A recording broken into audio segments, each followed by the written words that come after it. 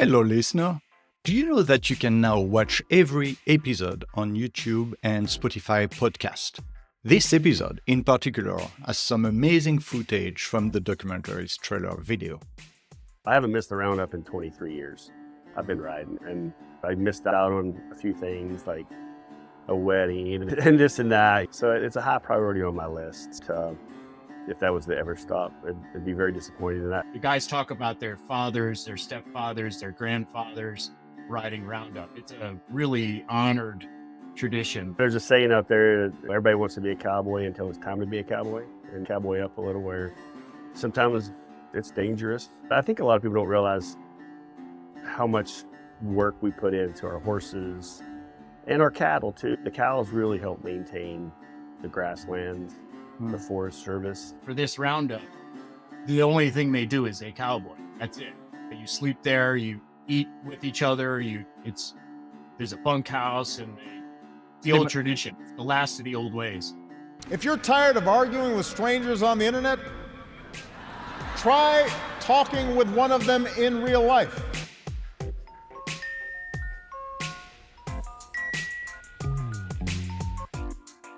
Welcome to Back in America, the podcast.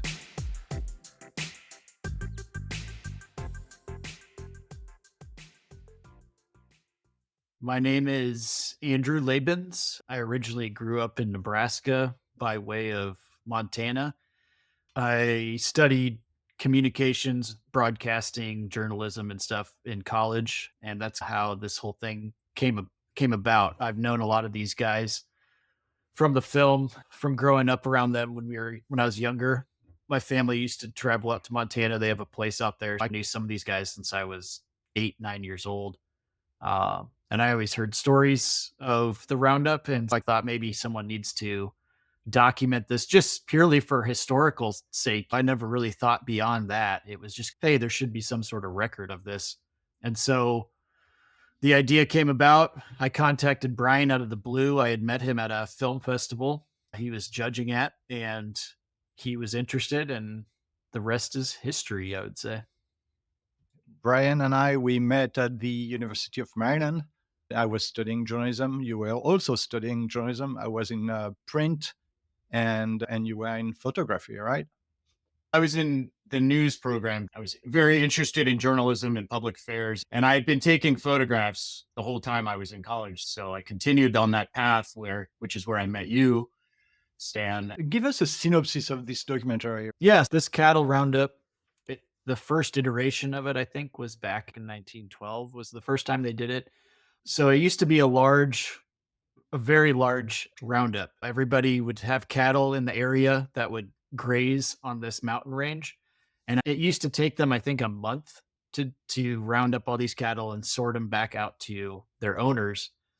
Just for people who are not aware, Roundup is at the end of the season, right? The Highwood Mountain Range it's federal, or it's national forest land. So it's public forest. They allow ranchers to buy grazing permits for a very low cost. So this allows them to feed their cattle, put these cattle up on the national forest land at the beginning of the summer, and they can just graze freely all summer. So it's very financially, I guess, efficient for them. It's a lot cheaper than grazing on their own property or whatever. So they're allowed to use this national forest that's for everybody's use. And then at the end of the summer, 3 months later, they close the grazing off. And the reason why our group of guys exists is because a lot of these ranchers nowadays use four-wheel vehicles and those kind like pickup trucks and stuff to herd their cattle around.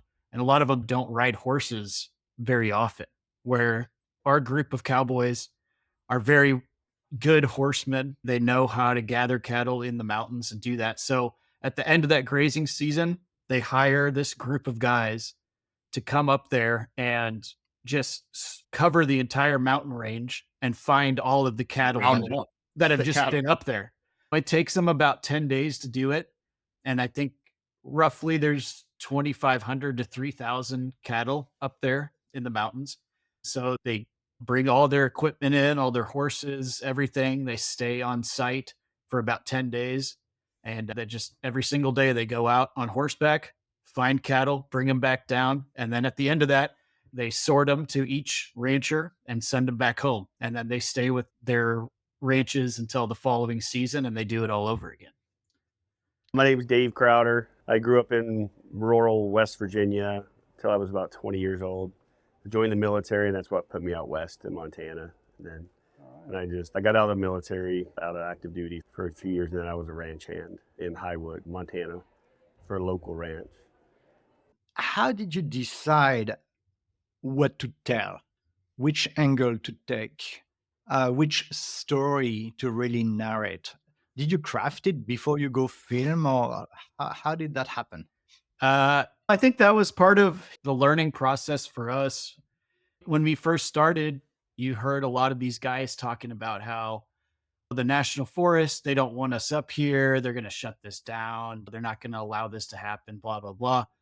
We started digging into it and realized that really wasn't much of the case. The national forest doesn't really have an issue with these guys up there. So we had to reassess what our story was. And it was obvious to us, I think, after a while that it was more of those guys reflecting on their own lives of, hey, it's coming closer to an end for me personally than the actual event, because they were just getting older. A lot of these guys had started back in the 70s or 80s, and they were getting to a point where they physically couldn't go up there and do it. These guys were aging out, and they were watching each other age out. Like the next guy was getting older and creakier, and they spent a lot of time history has a lot to do with this roundup. The guys talk about their fathers, their stepfathers, their grandfathers riding roundup. It's a really honored tradition. These guys are selected because they're the best horsemen in the region. And most of them are already ranchers and cowboys, but when you own a ranch and you're a cowboy, you're not really cowboying. Most of the time now they're doctoring or running machinery or growing hay for their animals or there's a million, or families, there's a million other things to do. But for this roundup, the only thing they do is a cowboy. That's it. You sleep there, you eat with each other, there's a bunkhouse, and the old tradition, the last of the old ways. Actually, my years built around the roundup. I haven't missed the roundup in 23 years. I've been riding, and I missed out on a few things like a wedding and this and that. So it's a high priority on my list. If that was to ever stop, it'd be very disappointing in that. We had to figure out how to frame it in the context of what we were seeing, and using the Skelton family was an easy way to see how it's a generational skill passed on, because the father had started back in the 70s and now his two sons were grown up, old enough to come do it. So that was really the only in the moment time where you saw two different generations of family working on this event. They had a family member who rode on it since probably the 30s or 40s. So it was someone from their family tree had been riding on this exact thing now 60, 70 years. And you were riding with them, right? Yeah. Yeah. With all your gears and stuff. Were you a good rider before that? I had some experience riding horses. And so the first year, Brian had no experience riding horses. So we got him up to speed. And then most of the time I would just ride on a horse ahead of him and lead him for that first year, maybe the first 2 years. But then after that, Brian became very comfortable on a horse. He could ride without any hands, like a circus act, and hold a camera at the same time. It used to be an honor, a privilege to go ride on the roundup. When I started in 2002, it was a privilege to get up there and ride with those old cowboys.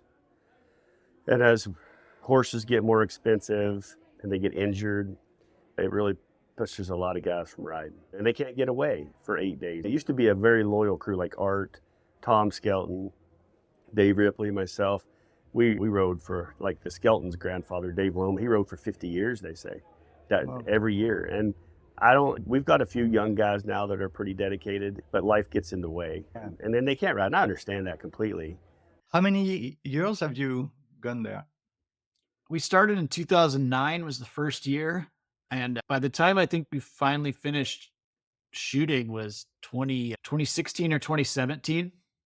Wow. Yeah, because it's only 10 days every year. at the end of September. If we So you followed them throughout the years. What did you see? Did you notice any Okay, changes so through the years? to be clear about the time span, Andrew and I went into this barely knowing each other. He barely knew the Cowboys. He knew maybe one of them fairly well, but we went in there more or less as strangers with a privilege to document these guys. And we didn't know anything about the Roundup really at the time, other than just legend and hearsay. So the very first year we documented everything, like fully, like everything that was happening, we documented. We edited a footage test just to see if the footage was working. And once we realized it looked beautiful and it was working, we were like, okay, this is a real project. Yeah, I would say it was probably 5 years before we actually Yes.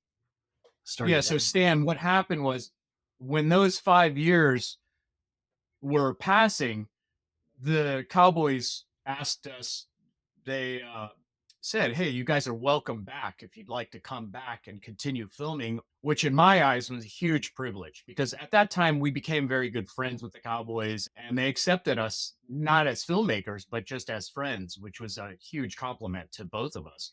The ranching community is traditionally very cautious of outsiders. How did you break the ice? How did you gain their trust? I didn't want to just show up and start running camera. That's just rude. And I didn't know the guys. So I was like, I want to get there a week early and meet everyone. So I was like, Andrew, can you set up a dinner? You want to talk about the dinner? Oh, so one of the guys who rides on there is very close to me. He was one of the people who stood up at my wedding. He's like a second father to me, Art, and he had my back through the whole like inception of this. I told him, I was like, hey, I have this idea. I should come and film. And he was 100% all for it. He told all the other guys they were a little hesitant. He's no, let's let him do this. So then when we set up the dinner, I don't think anybody expected Brian to be a Chinese American in the middle of this country of just white male Montanan cowboys. And it was like a pin drop when Brian walked into this dinner because there's 10 guys with all their family, all their wives, kids were sitting there and they're just, oh, okay, this is Brian. So I'm it this was pretty funny, long-haired. but They told me they're like, Andrew told us there was a filmmaker coming from Washington, D.C. We expected some guy in a suit. That's what they told me.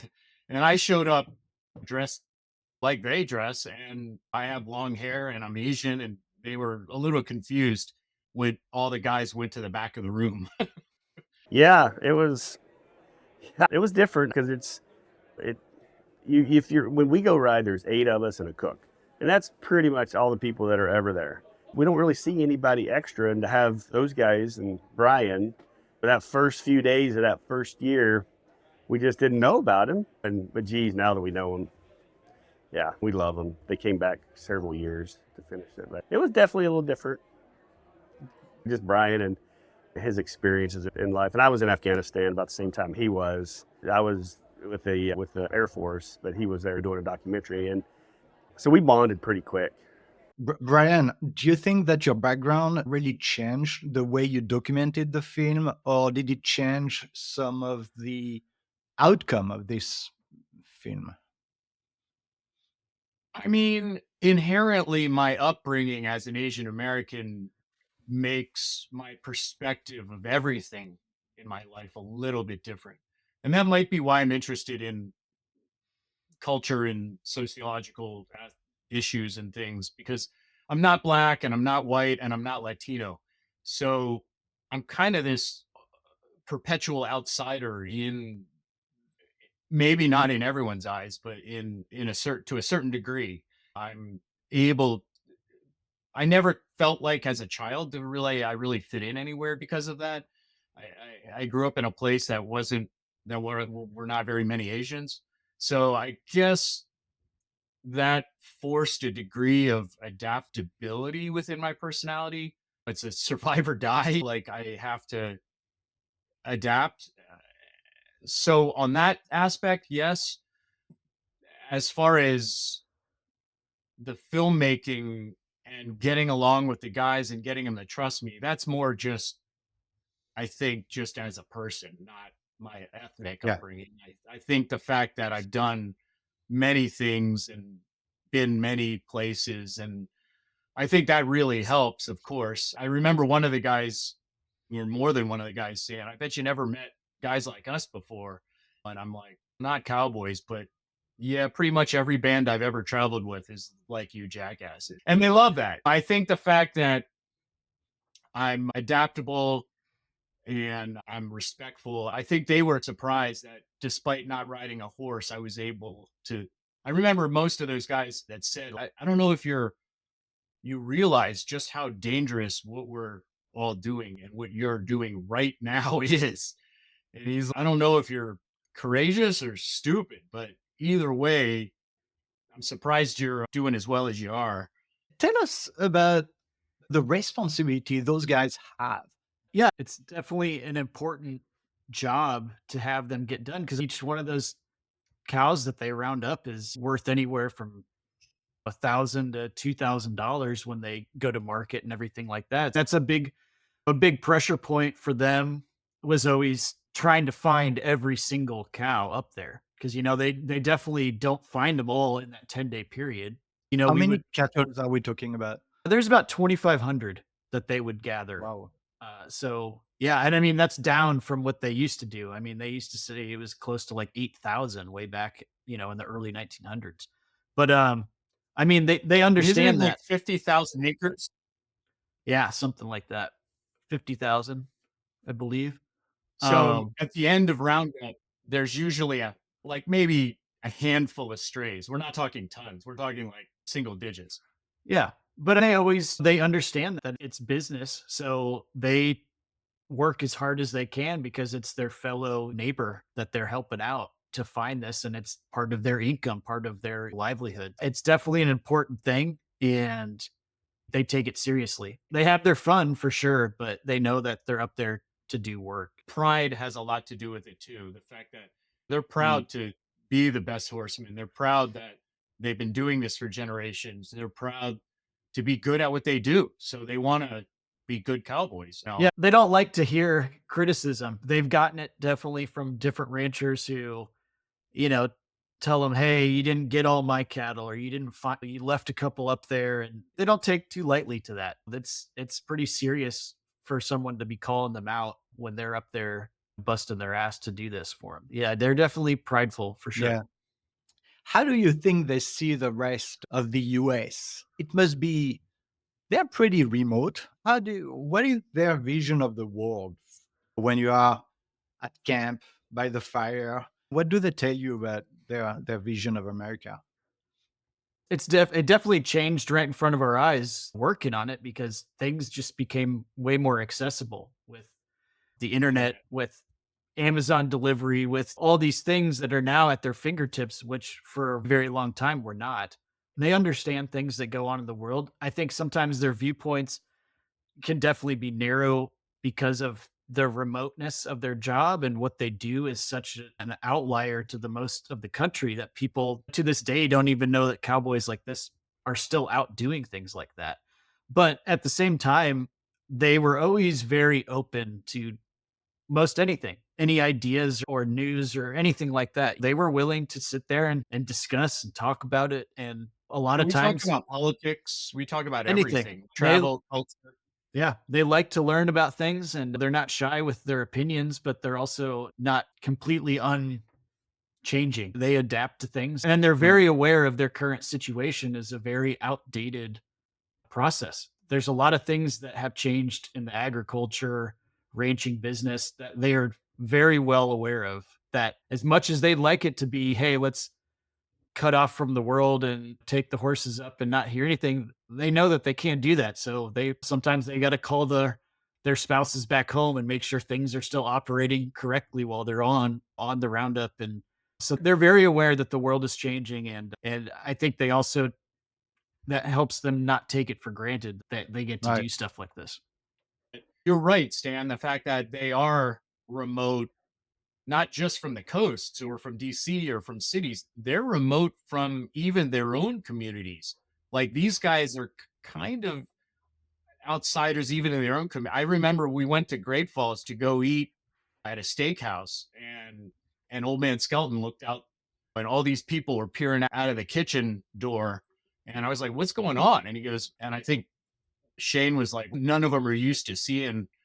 I was like, is it because of me? And they're like, no, we don't come to town. So I think everybody was like, holy crap, skeletons are all here. What's going on? They're a known entity out in those mountains, and they don't come to town. The guys don't leave the ranch ever.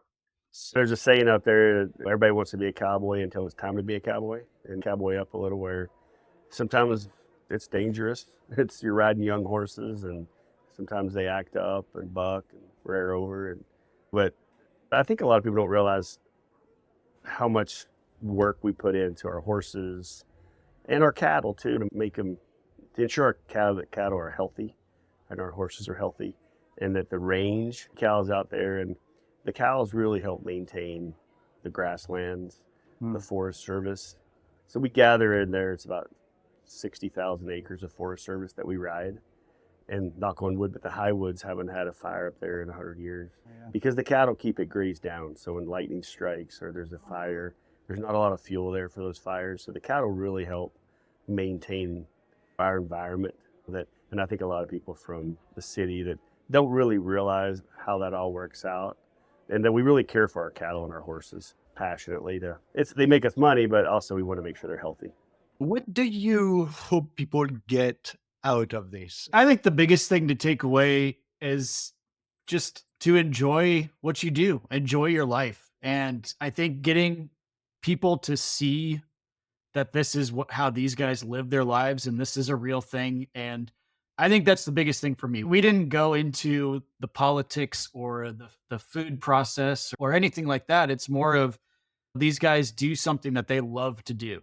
Rain or shine, poor or rich, this is just how they live. And they're not really changing for any sort of reason other than this is what they want to do in life. So I think that's something to take away that I hope people take away. And also maybe just get a little window into a different culture that they're not aware of. And so maybe when they start thinking about something, when they're like, hey, there are people out there doing this. There are people out there who love these things, who are fun individuals. It's just more of an experiential type of film, I feel. Yeah, the guys definitely didn't want to. They're like, we want people to know we're not rednecks or whatever derogatory, like simpletons. Just because we're cowboys doesn't mean we're idiots. These were all topics of discussion when we were trying to figure out where to take our story. And in the end, we realized the strength of it was just a window into a world that it's the characters, it's the guys. They care about each other, they respect each other. This thing is real. These people do it and they enjoy it. It's part of the American culture. Yeah, definitely. With the success of Yellowstone and all of these other things, we also were aware that we could have made a more quote unquote popular, consumable documentary, a little less poetic, a little less arty. If it might have gotten more success in a commercial way, but in the end, our goal was to be as truthful and honest to the story and to the guys and the character and the life as we could be. So the fact that the guys all seem very proud of the film and they were very happy with the result and we completed it, I think that to Andrew and I was the most important thing. You see somebody with a cowboy hat that has horses and they're proud of that. We love it. And now, obviously, a roundup is more than visual. And I'm talking about all the soundtrack. What sounds really surprised you that you were not expecting? I think you were very surprised by how loud the cattle were. Once you got them all, they pushed all of them together in this huge field. So there's probably 500 or 600 head of cattle there. And it is like deafening loud. If you've never been around that, hearing it every night. Yeah, they're just like mooing to each other. And that's something that you probably would not be very used to coming from a city environment. I think one interesting thing is that COVID set us back a little bit because it gave us a chance to reevaluate our original cut of the film. And we went back into the edit and re-edited. But I feel like we may have had a little bit more festival success in the past, but when we ended up like finally releasing for festivals at this particular modern juncture in history, the last thing that festivals were looking for was a documentary about old white men complaining that their culture was disappearing. That was fascinating. We weren't mad about it. It's just timing, but it wasn't lost on us. I thought it was an interesting aspect of our situation. And you could have gone to the festival promoter and said, but look, I'm Asian. Yeah. Some of them said, maybe you should have made the film about you. And we were like, no. We're currently trying to get it on a streaming service. Should be Maybe all of a available sudden in it becomes a hit or something. But tons of people start watching it. Who knows? In the next months, it should be out in streaming. We're hoping. Amazon Prime, like Prime Video. Like our goal was to complete and to make the guys proud and to capture a moment in time in American history. Because it is true. This will all be gone someday. The culture will be completely changed. And at least this forever will live in history. It will live forever. Yeah. What is America to you? What is America to me? Oh, man. A place where I live. It's a place where people have stories that everybody doesn't get to hear. And hopefully we've been able to at least share one of those with some people who care about it. America is just, it's an idea. And that's something that might be different than most other countries. I wouldn't say France is an idea. Like all of these other places aren't just ideas. I think the United States is an idea. And sometimes it's an ideal and sometimes it's an ideology.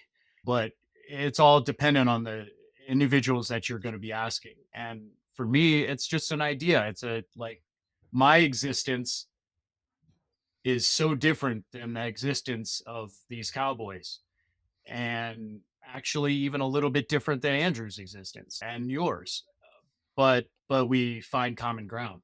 And I think that's one nice thing that we were able to do, to find common ground with each other and trust each other enough and hopefully have a successful product out of it. And that's where our film comes in. The idea that other people think that Americans are cowboys, some of them are.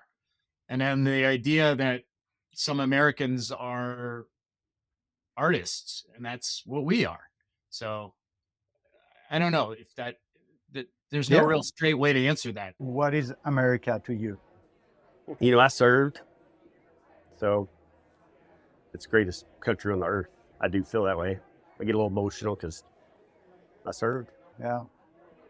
What makes you emotional when you think Just about my America? buddies that died and the tragedy of war and things like that. But yeah, I think America's fantastic. I know where politics really get in the way sometimes, but I think the true core of our country is good.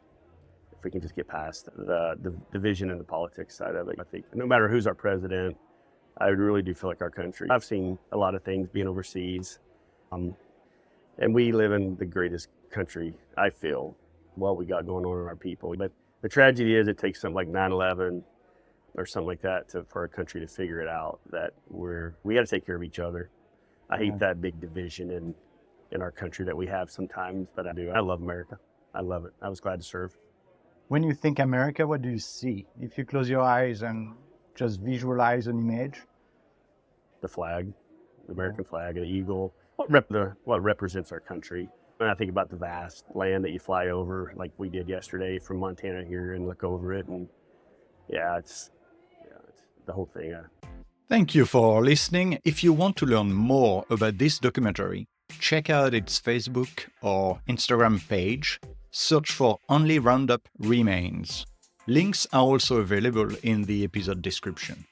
And as always, please subscribe to Back in America and share the podcast with your friend. Thank you.